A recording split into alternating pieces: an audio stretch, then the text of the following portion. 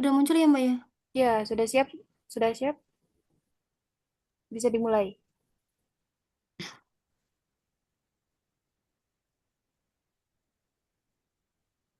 Baik, Silakan. Assalamualaikum warahmatullahi wabarakatuh. Selamat malam, teman-teman semuanya. Waalaikumsalam warahmatullahi wabarakatuh. Selamat malam, Mbak. Em, di kesempatan malam hari ini, kami dari kelompok 12 yang beranggotakan saya sendiri atas nama Romlah dan Mbak Imro'atun Fauzia. Kebetulan kita hanya dua orang, dua personal dalam kelompok ini. Jadi mungkin mohon bantuannya kepada teman-teman yang,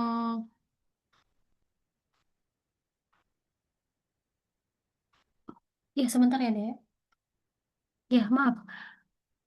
Mungkin bisa meminta bantuan kepada teman-teman yang tahu terkait materi yang saya dan Mbak Imratun sampaikan. Kami sangat terbuka dalam teman-teman barangkali mau memberikan tambahan, masukan, karena dalam malam hari ini saya maunya diskusi lebih banyak aja ya teman-teman di teknik penyusunan laporan penelitian kualitatif.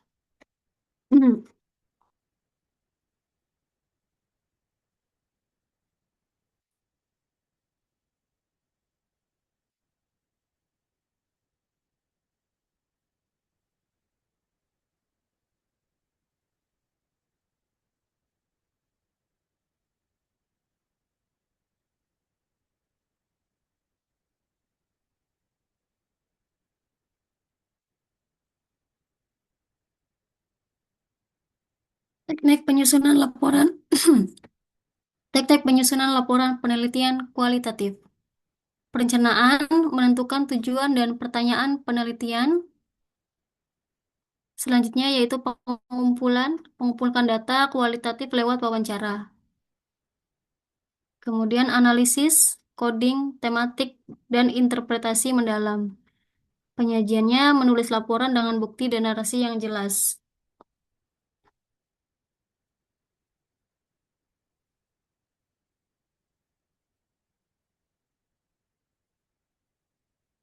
Mengungkap makna mendalam melalui dokumen ilmiah yang sistematis, terstruktur, dan kredibel. Kredibilitas dengan cara memvalidasi data dan dari sumber yang terpercaya. Kemudian dokumen ilmiahnya, penulisannya sistematis, secara sistematis dan terstruktur. Kemudian di dalamnya itu harus ada inti atau makna. Ini mengungkap wawasan yang sangat mendalam.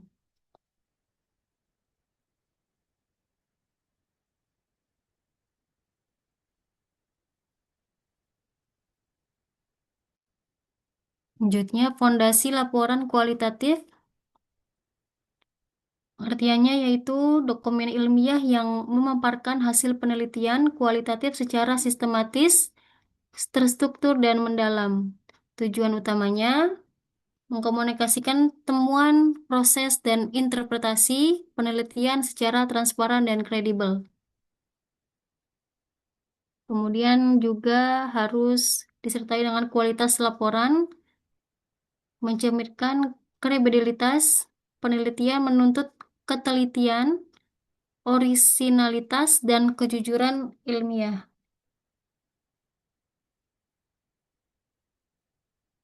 Lalu struktur laporannya yang memikat. Jadi terdiri dari pendahuluan, latar belakang yang kuat, rumusan masalah spesifik, tujuan jelas, dan manfaat yang terukur. Tinjauan pustaka, landasan teoritis relevan, kajian penelitian terdahulu, dan kerangka konseptual yang kokoh. Metodologi penelitian, penjelasan rinci jenis penelitian, lokasi, waktu, serta teknik pengumpulan data. Selanjutnya akan slide selanjutnya akan dipaparkan oleh rekan saya, Mbak Imro'atun Fauziah. Silakan Mbak Imro'atun, apakah sudah siap? Sudah, Mbak.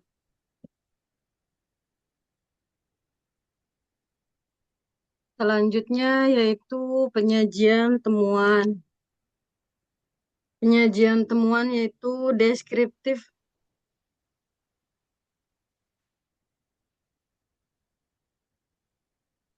Kita ulang lagi dari struktur laporan ya, teman-teman. Boleh, silakan, Mbak. Struktur laporan yang memikat. Yang pertama ada pendahuluan.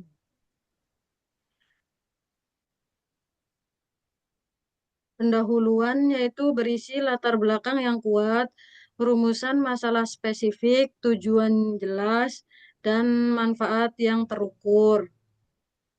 Yang kedua yaitu tinjauan pustaka. Tinjauan pustaka berisi landasan teoritis relevan, kajian penelitian terdahulu, dan kerangka konseptual yang kokoh.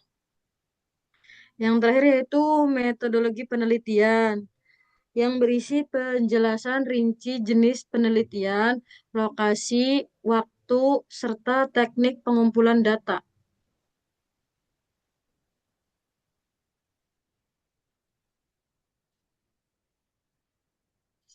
Selanjutnya, Bang Roma. Ya,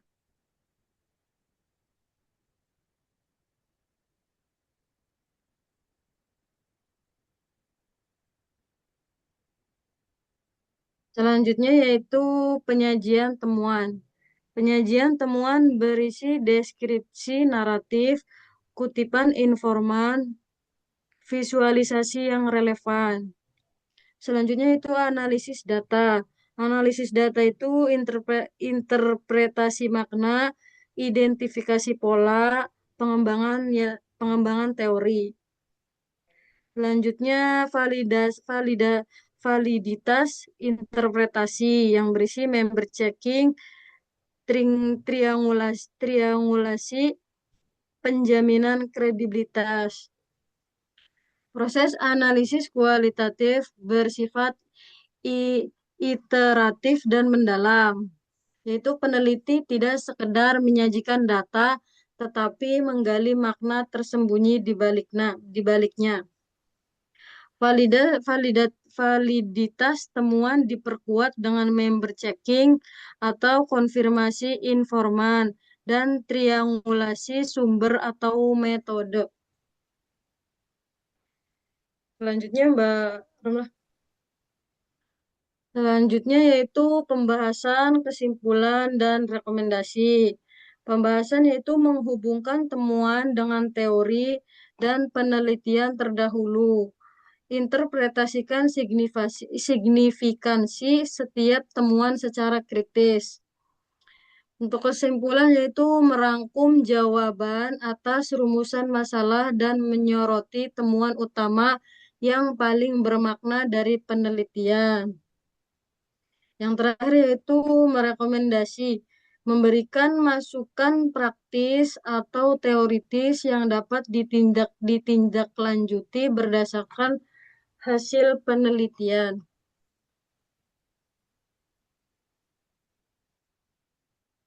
Selanjutnya, Mbak.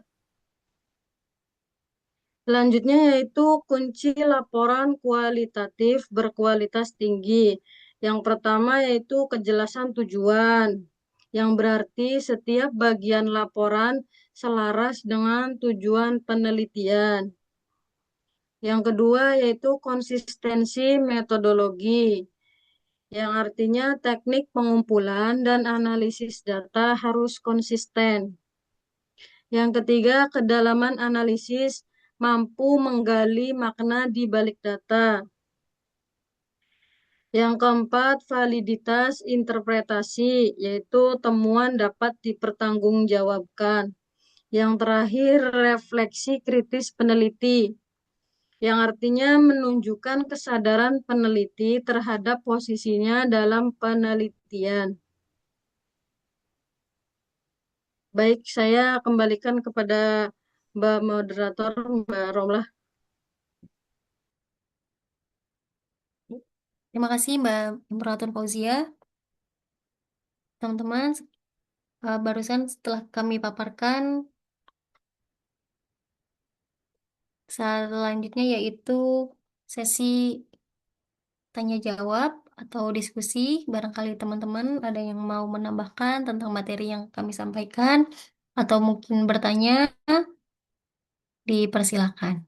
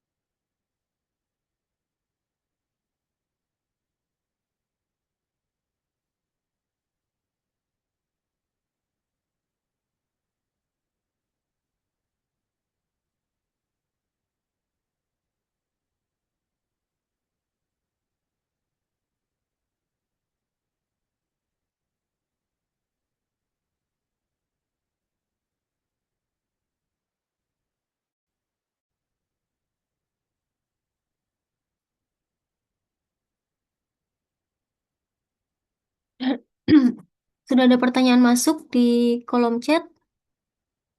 Pertanyaannya dari Pak Rohendi. Izin saya bacakan pertanyaannya. Mengapa laporan penelitian kualitatif tidak bisa disusun hanya dengan pola, angka, dan statistik seperti penelitian kuantitatif? Apa tantangan khusus dalam menyajikan data naratif agar tetap sistematis dan mudah dipahami?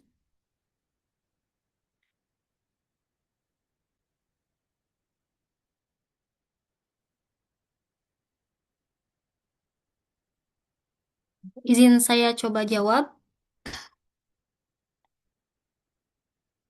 Laporan penelitian kuantitatif itu tidak dapat disusun hanya dengan pola angka dan statistik, karena tujuan utama penelitian kualitatif adalah memahami makna, pengalaman, persepsi, dan proses sosial, bukan mengukur besarnya suatu fenomena. Karena yang pertama berdasarkan realitas sosial yang bersifat kompleks. Jadi perilaku manusia ya seringkali dipengaruhi oleh nilai, budaya, emosi, dan pengalaman yang sulit diubah untuk menjadi angka. Contohnya nih, kayak apa ya? Mungkin ini kepuasan peserta terhadap aplikasi Mobile JKN. Mungkin angkanya memang menunjukkan 80% pengguna puas. Namun angka tersebut tidak menjelaskan mengapa sih mereka tuh puas. Terus, apakah fitur aplikasi itu bisa membantu? Terus, kendala apa aja sih yang masih mereka alami? Kemudian juga fokusnya itu pada makna, bukan frekuensi. Biasanya kalau penelitian kuantitatif itu kan bertanyanya berapa banyak orang yang mengalami ini. Nah, sedangkan kalau penelitian kualitatif itu pertanyaannya ya gimana dan kenapa mereka mengalami hal tersebut.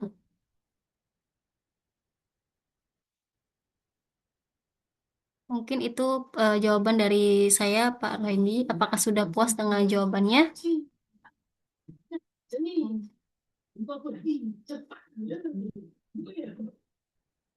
Itu pertanyaan selanjutnya. Apa tantangan khususnya nih? Menyajikan data naratif agar tetap sistematis dan mudah dipahami. Kalau bicara terkait tentang penelitian kuantitatif kan mudah ya, seperti bagan, angka. Nah, apa nih tantangan khusus dalam menyajikan data naratif ya kan agar tetap sistematis dan mudah dipahami dalam penelitian kualitatif? Oh, tantangannya ya. Em, tantangannya, jadi laporannya juga bisa jadi panjang dan membingungkan sih, Pak. Terus solusinya yang menyusun hasil berdasarkan tema atau kategorinya. Jadi misalkan temanya nih kan temanya kemudahan menggunakan mobil JKN. Terus kendala penggunaan mobil JKN.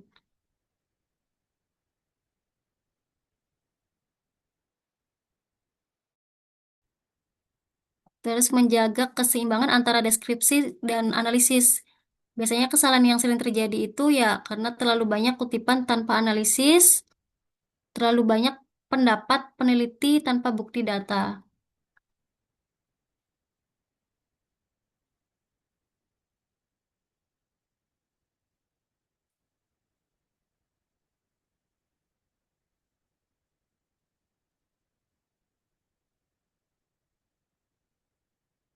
Itu jawaban dari saya, Pak. Mungkin Mbak Imro'atun bisa menambahkan. Baik, Kira-kira Mbak. sudah puas atau belum, Pak Rohendi? Mbak Imro'atun mau menambahkan, Mbak? Atau mungkin teman-teman lain?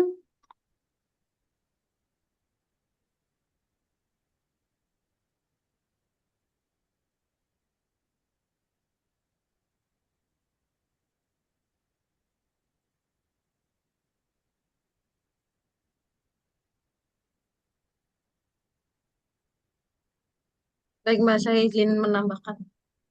Boleh, silakan, Pak.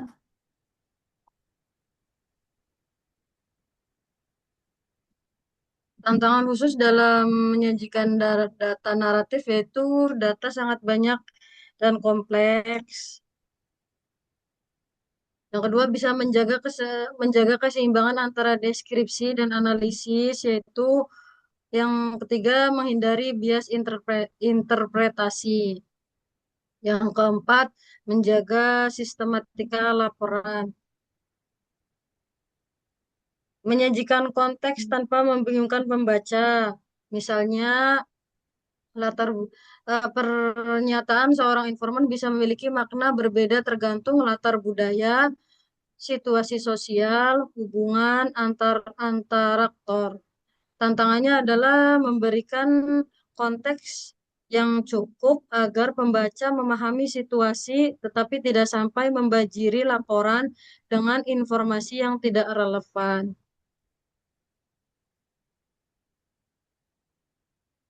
Cara agar data naratif tetap sistematis dan mudah dipahami yaitu dengan mengorganisasi temuan berdasarkan tema, menggunakan subjudul yang jelas, menyajikan kutipan informan sebagai bukti pendukung, menghubungkan setiap temuan dengan teori atau penelitian terlebih dahulu, menggunakan tabel, matriks, atau diagram tematik untuk merangkum hasil analisis, menjaga alur logis dari kata ke analisis, ke interpretasi, dan ke kesimpulan.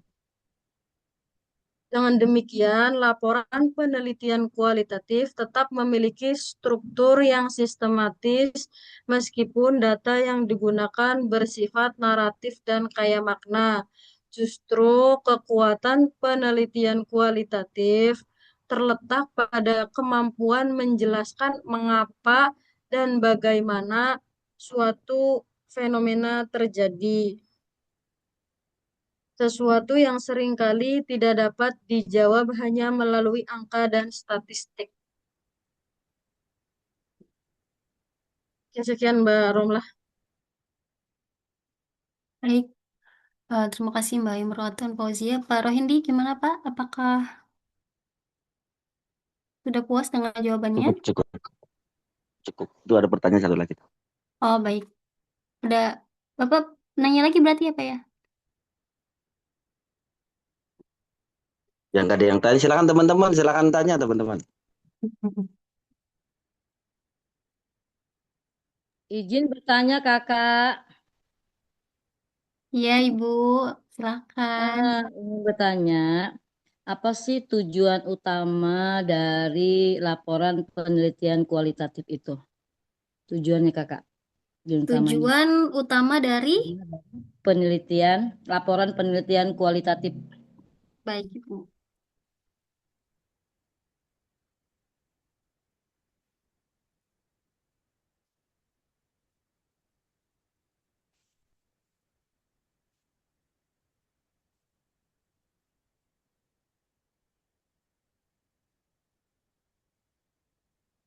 Ibu izin saya cari jawabannya dulu ya. Baik, Kakak.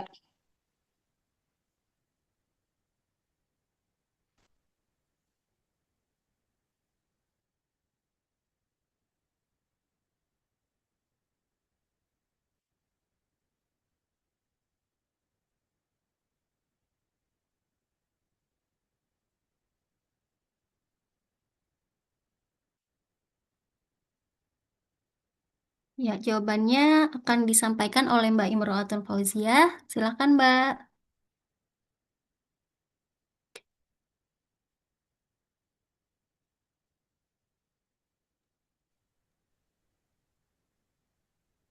Izin menjawab dari Bu Neti ya, Bu. Iya, Kakak.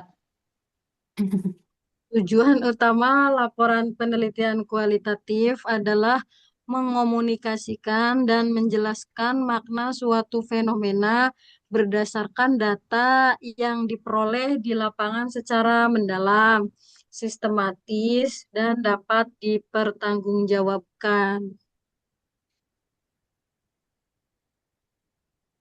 Baik, Kakak. Tujuan laporannya yaitu meliputi penyampaian temuan penelitian, Hmm. mengungkapkan makna di balik fenomena, mendokumentasikan proses penelitian, memberikan pemahaman yang mendalam, menjadi dasar pengambilan keputusan atau pengembangan teori, dan menjaga akuntabilitas ilmiah.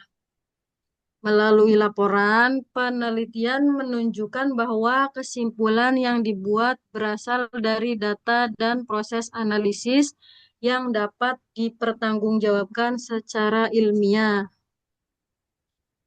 Jadi pada intinya tujuan utama laporan penelitian kualitatif adalah menyajikan dan menjelaskan makna suatu fenomena sosial secara mendalam berdasarkan data lapangan sehingga pembaca dapat memahami realitas yang diteliti secara utuh, transparan, dan kredibel. Baik, Kakak. Udah cukup jelas, Bu, jawabannya? Atau Ya, sudah? insya Allah. Ya, cukup, Kakak. Cukup. Ya, terima kasih, Bu Neti. Ya, sama-sama, Kakak.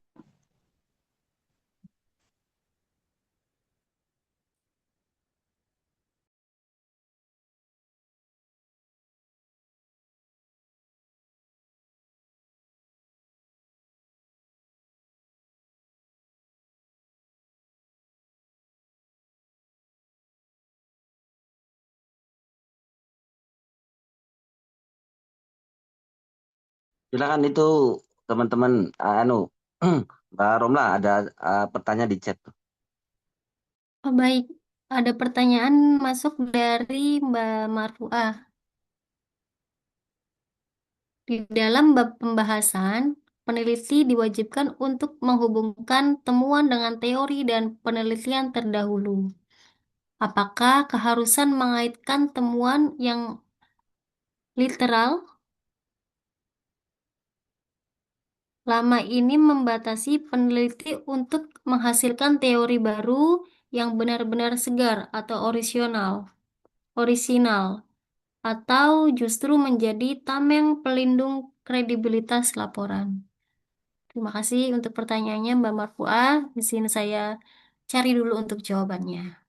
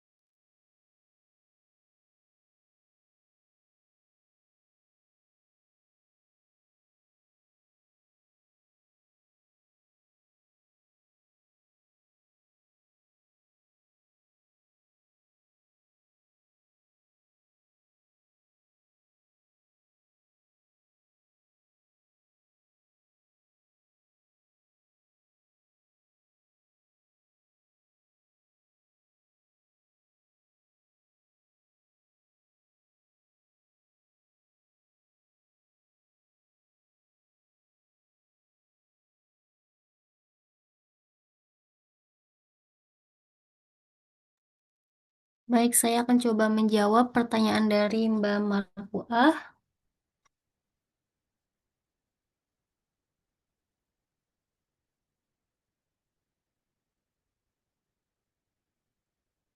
Untuk menghubungkan temuan dengan teori dan penelitian terdahulu, itu tidak harus membatasi lahirnya teori baru. Jadi sebaliknya, literatur literatur dapat menjadi landasan untuk menunjukkan di mana letak kebaruan suatu temuan. Namun dalam prakteknya, literatur memang bisa menjadi penjara intelektual jika digunakan secara terlalu kaku. Contoh klasiknya adalah perkembangan teori sosial yang dilakukan oleh para pemikir seperti Robert K. Merton.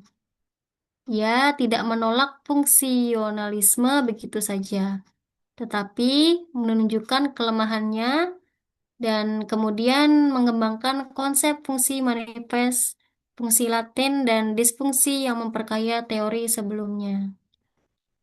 Jadi kesimpulannya keharusan mengaitkan temuan dengan teori dan penelitian terdahulu pada dasarnya bukan untuk membatasi kreativitas ilmiah, melainkan untuk menjaga kredibilitas dan posisi temuan dalam peta pengetahuan yang sudah ada.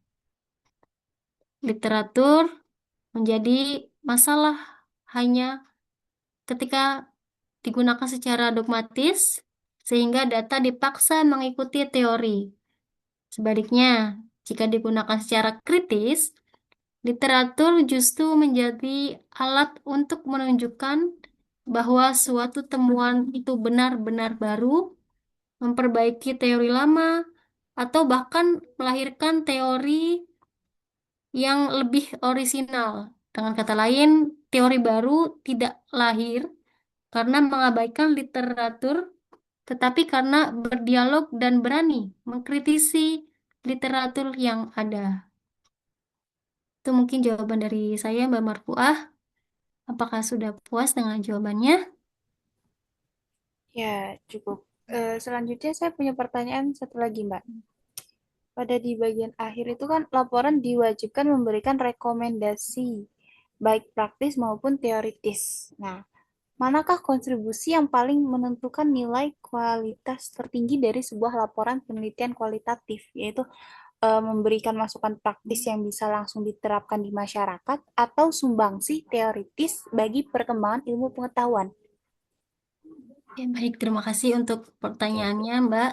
Silakan. Nanti akan saya tampung dan coba saya cari jawabannya.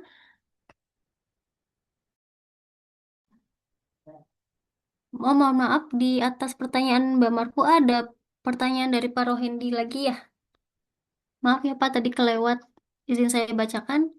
Bagaimana cara peneliti memastikan bahwa makna mendalam yang diungkapkan benar-benar berasal dari data lapangan, bukan sekedar pendapat atau asumsi pribadi peneliti? Em, Mbak Mbak Imro'atul Fauzia mungkin bisa membantu menjawab pertanyaan dari Pak Rohendi. Baik, Mbak. Oke, silakan. Izin menjawab, Pak Hendi. Pada dasarnya penelitian kualitatif itu mengakui bahwa penelitian tidak mungkin sepenuhnya netral. Namun yang dituntut bukanlah menghilangkan subjektivitas sama sekali, melainkan mengendalikan dan mempertanggungjawabkan interpretasi agar tetap berakar pada data. Caranya itu yang pertama menunjukkan jejak bukti. Peneliti harus dapat menunjukkan bagaimana kesimpulan diperoleh dari data. Contohnya yaitu data dari wawancara, misalnya kami sering diajak rapat, tetapi keputusan akhirnya sudah ditentukan sebelumnya. Temanya yaitu partisipasi bersifat formalitas. Interpretasinya yaitu masyarakat mengalami apa yang disebut partisipasi semu.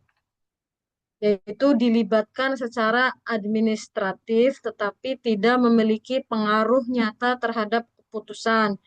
Di sini pembaca dapat melihat hubungan yang jelas antara data, tema, dan interpretasi. Jika interpretasi muncul tanpa dukungan data yang memadai, kredibilitasnya menjadi lemah. Cara yang kedua yaitu triangulasi, seperti yang tadi sudah saya bacakan di PPT, yaitu peneliti membandingkan informasi dari berbagai sumber atau metode. Cara yang ketiga yaitu member checking. Peneliti mengonfirmasi hasil interpretasi kepada informan. Perlu dicatat bahwa member checking bukan jaminan mutlak. Informan juga dapat memiliki penafsiran yang berubah atau berbeda dari waktu ke waktu. Cara yang keempat yaitu refleksivitas peneliti. Peneliti harus menyadari dan mengungkapkan posisi dirinya. Cara yang kelima yaitu mencari data yang bertentangan. Peneliti yang baik tidak hanya mencari data yang mendukung kesimpulannya.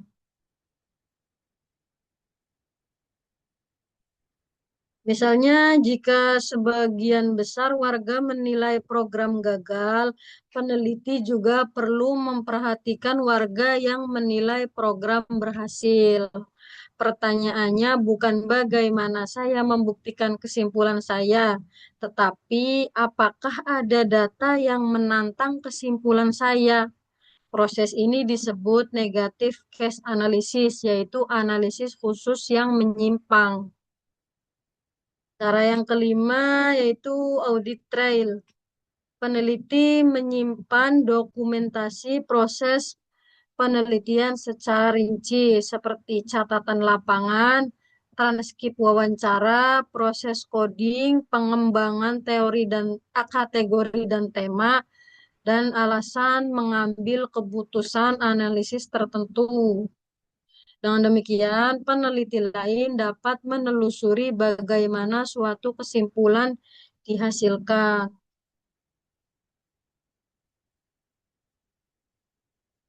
Bahkan jika semua prosedur tersebut dilakukan, sebagai ahli kualitatif berpendapat bahwa makna tidak sepenuhnya berasal dari data.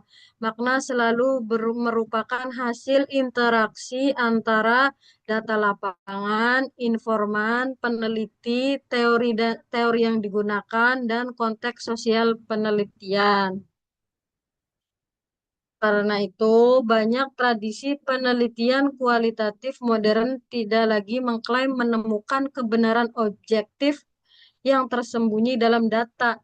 Yang lebih penting adalah menunjukkan bahwa interpretasi yang dihasilkan masuk akal, transparan, didukung bukti, dan dapat dipertanggungjawabkan.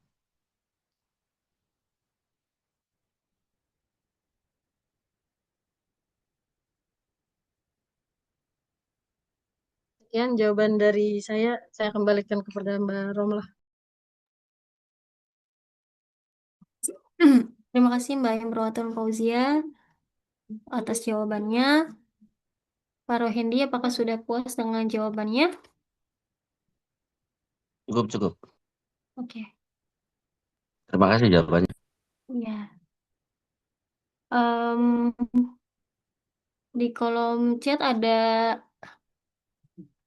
pertanyaan masuk lagi ya dari Mbak Siti Aini. Izin saya bacakan terlebih dahulu untuk pertanyaannya. Dalam penelitian yang melibatkan isu sensitif seperti agama, kemiskinan, atau konflik sosial, bagaimana peneliti dapat menggali data secara mendalam tanpa mempengaruhi jawaban informan atau melanggar etika penelitian?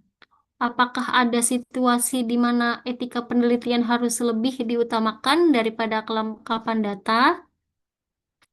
Terima kasih untuk pertanyaan Mbak Siti Aini. Izin saya tampung dulu dan mencari jawabannya terlebih dahulu.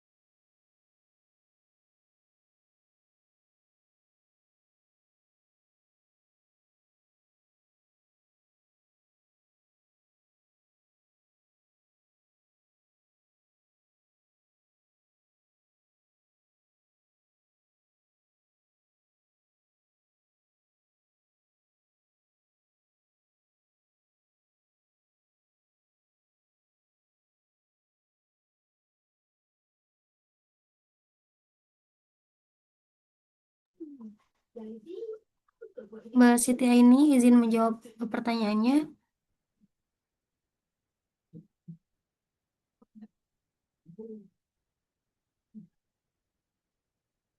Em, Sebenarnya pertanyaan ini tuh menurut saya pertanyaan yang penting ya, karena memang dalam penelitian kualitatif itu terutama yang menyangkut isu sensitif seperti agama, kemiskinan, konflik sosial, kekerasan atau diskriminasi, peneliti itu sering menghadapi dilema antara mendapatkan data yang mendalam dan tetap menjaga hak atau kesejahteraan dari informan ini.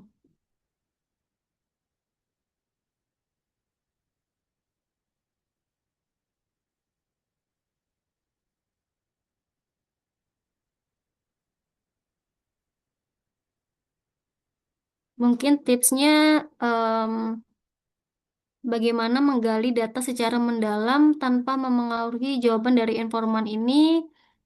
Yang pertama itu kita coba menggunakan pertanyaan yang terbuka. Jadi peneliti sebaiknya menghindari pertanyaan yang menggiring. Misalkan, apakah Anda merasa pemerintah telah gagal membantu masyarakat miskin gitu. Mungkin bisa diganti kalimatnya dengan bagaimana pengalaman Anda terkait bantuan yang diterima oleh pemerintah. Jadi kita membiarkan untuk informan menyampaikan pandangannya sendiri. Kemudian juga kita harus tetap bersikap ramah dan yang terpenting itu tidak menghakimi dan tetap menjaga kerahasiaan identitas. Kemudian juga tidak kalah penting untuk menghormati budaya dan nilai-nilai dari informan.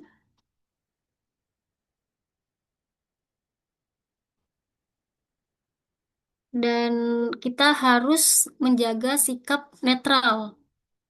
Jadi peneliti itu tidak boleh menunjukkan persetujuan ataupun penolakan terhadap jawaban informan. Misalkan nih, ya Pak saya setuju, atau masa gitu.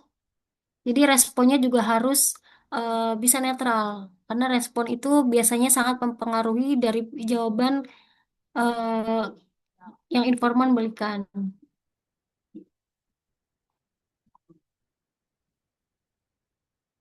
Kesimpulannya, dalam penelitian mengenai isu sensitif, peneliti itu dapat memperoleh data yang mendalam melalui pertanyaan terbuka, sikap netral, dan membangun kepercayaan dan triangulasi data.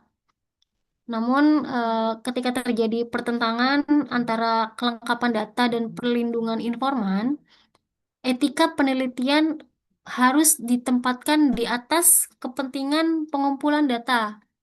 Data yang sedikit tetapi diperoleh secara etis jauh lebih bernilai daripada data yang lengkap namun diperoleh dengan melanggar hak, keamanan, atau martabat informan.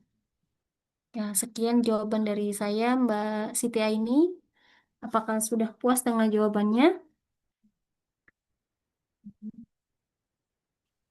Oke, terima kasih. Sudah jelas, Mbak. Makasih ya. Ya, sama-sama. Eh, Tadi sebelum pertanyaan dari Mbak Siti Aini juga ada pertanyaan dari Mbak Marfuah. Mbak Marfuah, mohon maaf, tadi pertanyaannya sempat terlewat kami catat. Boleh diulangi sekali lagi, Mbak? Pertanyaan saya itu yang pertama, yang kedua itu tentang laporan ini kan diwajibkan memberikan rekomendasi baik praktis maupun teori. Nah, pertanyaannya itu manakah kontribusi yang paling menentukan nilai kualitas tertinggi dari sebuah laporan penelitian kualitatif? Yaitu memberikan masukan praktis yang bisa langsung diterapkan di masyarakat atau sumbangsih teoritis bagi perkembangan ilmu pengetahuan. Itu. Terima kasih, Mbak. Jadi membandingkan gitu ya, Mbak? Yang lebih...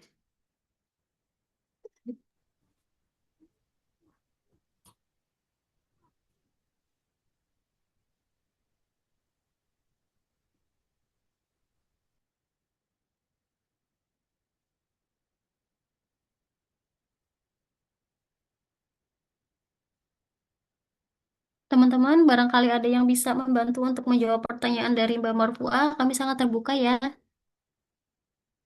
Dipersilakan. Kami sembari mencari jawabannya.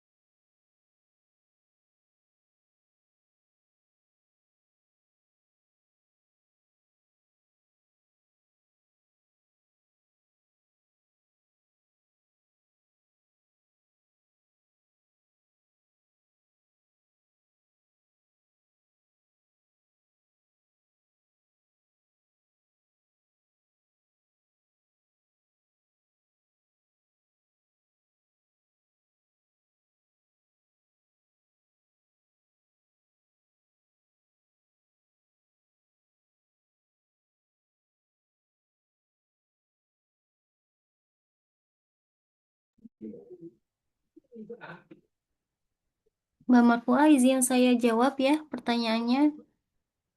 Ya, silakan, Mbak.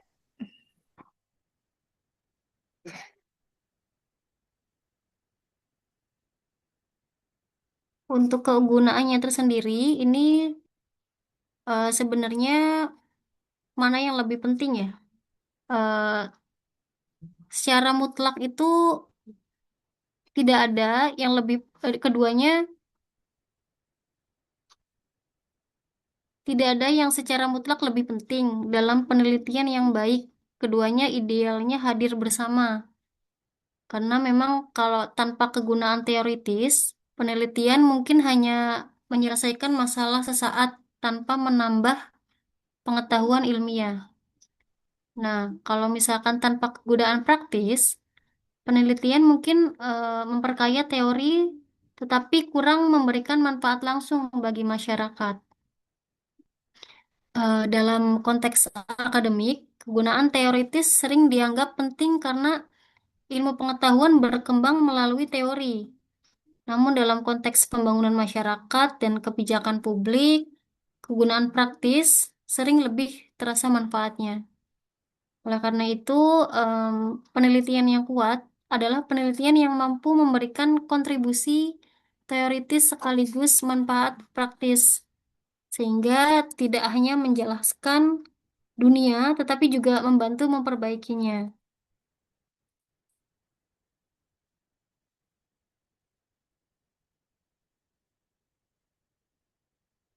Gimana, Mbak? Apakah perlu contohnya juga, Mbak?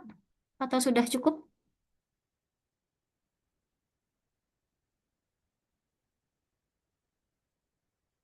Mbak Marfua masih terhubung? Ya, ya, ya, ya, cukup, cukup, cukup. Terima kasih, Mbak. Oh ya, sama-sama. Mungkin bisa dilihat di pertanyaan berikutnya itu ada dari Bapak Tohari. Silakan. Oke, baik. Terima kasih, Mbak. Di kolom chat ada pertanyaan baru lagi yang masuk dari Bapak Tohari. Pertanyaannya, tadi disebutkan tujuan laporan adalah mengkomunikasikan temuan secara transparan dan kredibel. Tetapi, bukankah proses penyusunan laporan sendiri sudah merupakan seleksi data? Ada yang ditampilkan dan ada yang dibuang. Jadi, apakah laporan penelitian itu representasi realitas atau konstruksi realitas? Terima kasih untuk pertanyaannya, Pak Tohari. Mungkin akan dijawab oleh rekan saya, Mbak Imro'atun Fauzia. Mbak Imro'atun, apakah sudah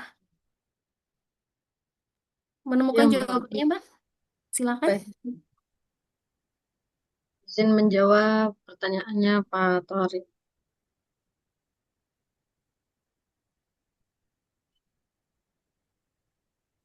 Pertanyaan ini sebenarnya menyentuh salah satu perbedaan filosofis paling penting dalam penelitian kualitatif ya. Jika kita berpikir secara kritis, memang sulit mengatakan bahwa laporan penelitian adalah cermin sempurna realitas.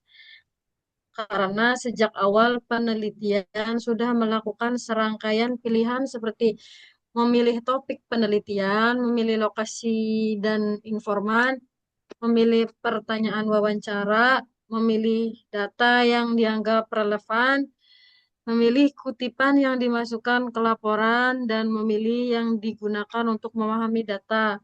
Dengan kata lain, laporan penelitian bukanlah seluruh realitas, melainkan hasil penyaringan dan interpretasi terhadap realitas.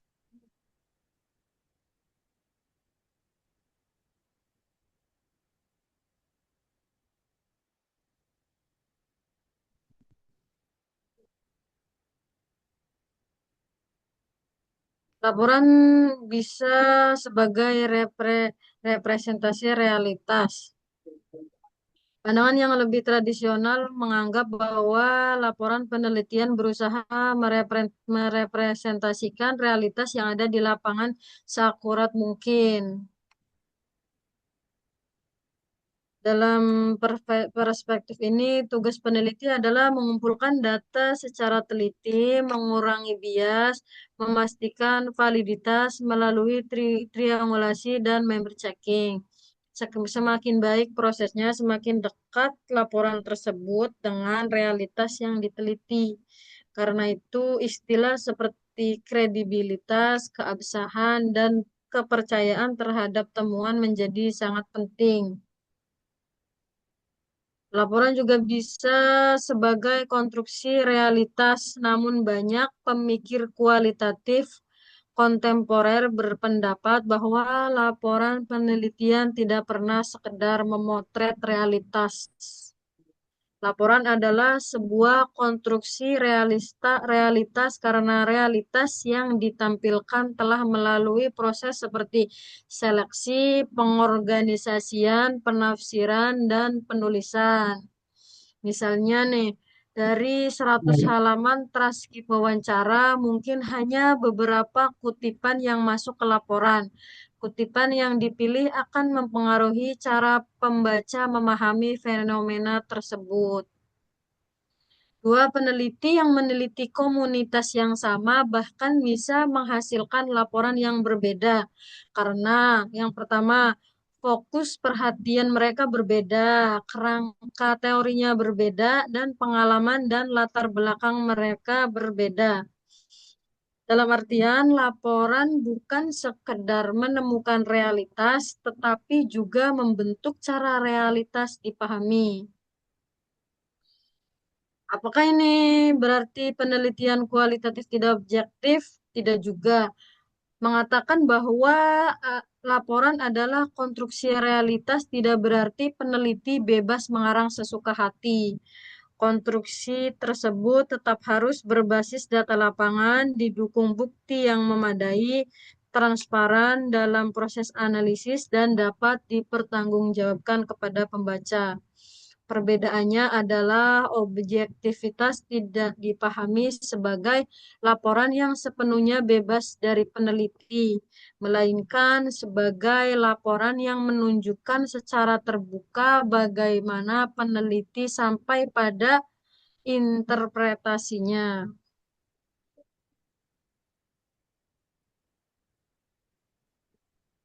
Banyak metodolog kualitatif saat ini akan menjawab bahwa laporan penelitian adalah representasi sekaligus konstruksi. Ia adalah representasi karena berupaya menggambarkan pengalaman, pandangan, dan realitas yang ditemukan di lapangan.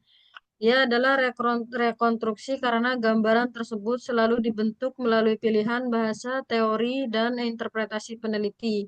Karena itu, pertanyaan penting dalam menilai laporan kualitatif bukanlah apakah ini realitas yang murni atau dan utuh, melainkan apakah peneliti telah menunjukkan secara jujur, transparan, dan meyakinkan bagaimana realitas tersebut dikonstruksi dalam laporannya.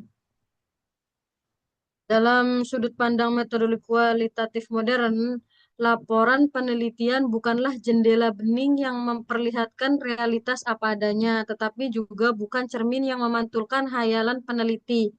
Ia lebih tepat dipahami sebagai hasil dialog antara realitas lapangan, informan, teori, dan peneliti, yang kemudian disusun menjadi narasi ilmiah yang dapat dipertanggungjawabkan.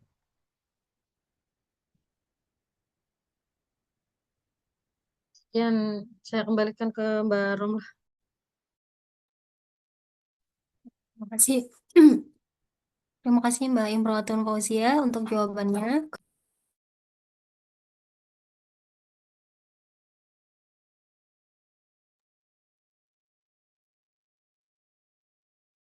Apakah sudah puas untuk jawabannya Pak Tohari?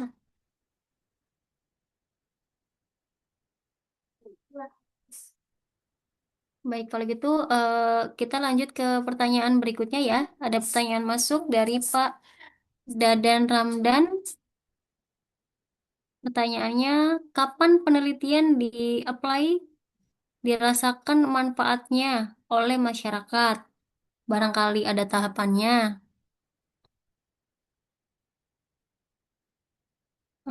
Izin saya jawab pertanyaan dari Pak Dadan. Kapan penelitian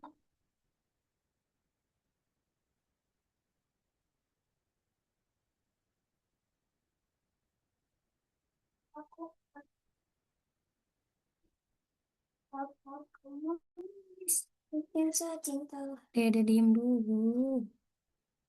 Jadi sama apa dulu sebentar.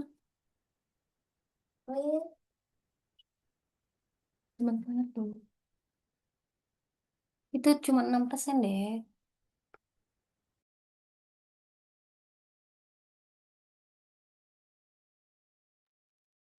Izin menjawab pertanyaan dari Pak Dadan Ramdan.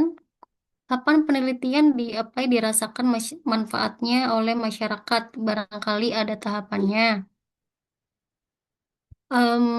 Biasanya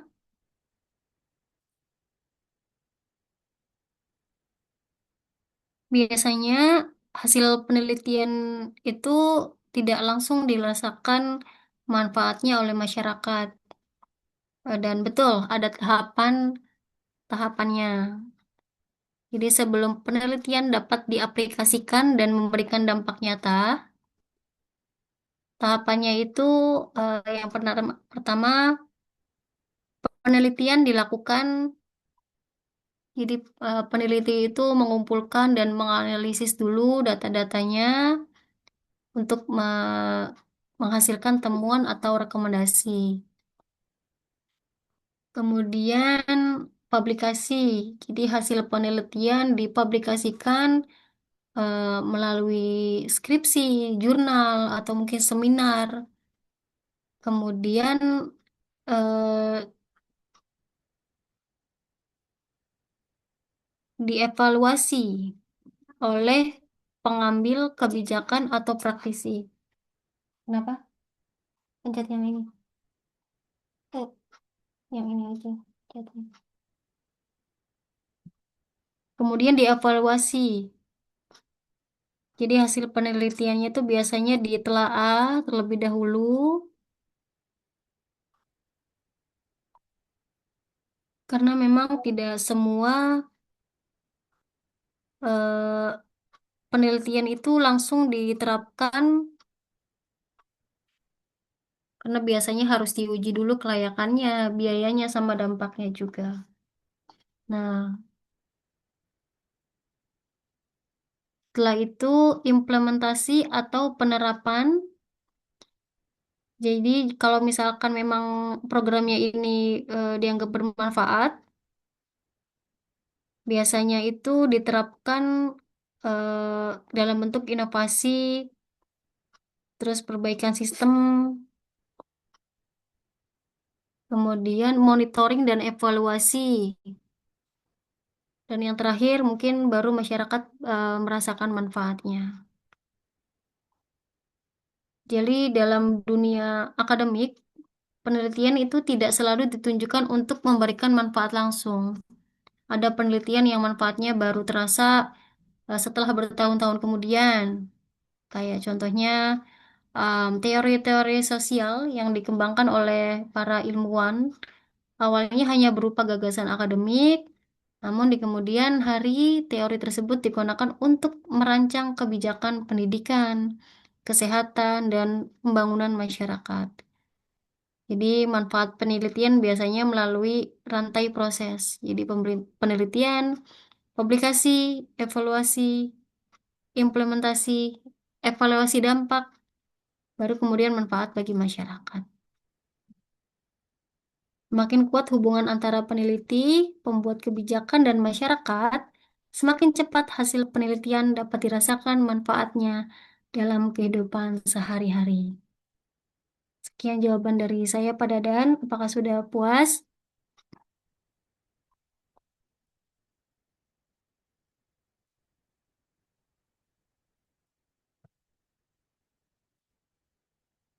Kalau gitu mungkin untuk presentasi dari saya cukupkan. Terima kasih untuk teman-teman di malam hari ini. Saya akan kembalikan ke Bapak dosen, mungkin untuk barangkali mau menambahkan terkait materi yang kami sampaikan. Terima kasih.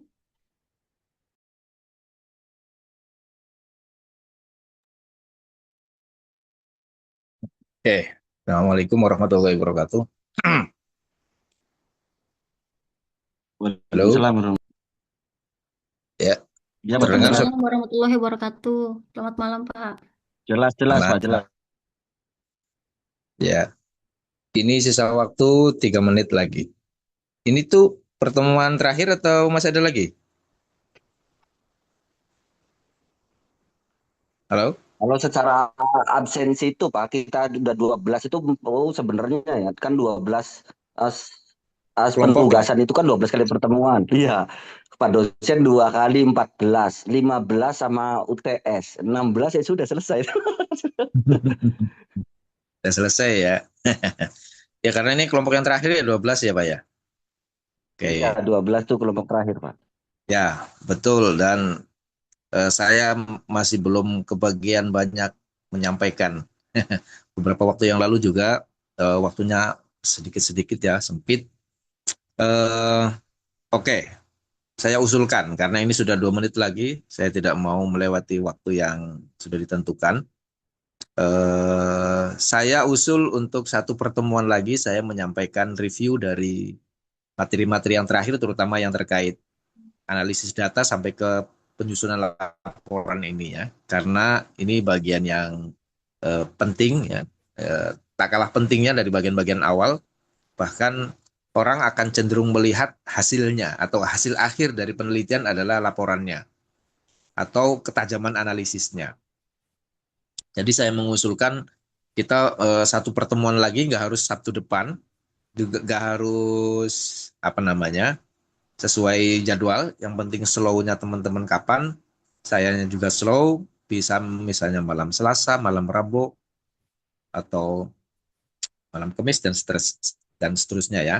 Yang penting sebelum UAS dimulai. Dan karena ini extra time, ya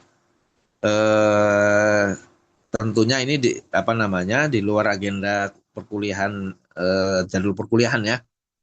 Ya, saya usulkan begitu karena saya belum mendapatkan bagian bicara karena tadi memang seru sekali ya pembahasannya, memang selalu seperti itu. Eh, ya, sekarang sudah 21.30.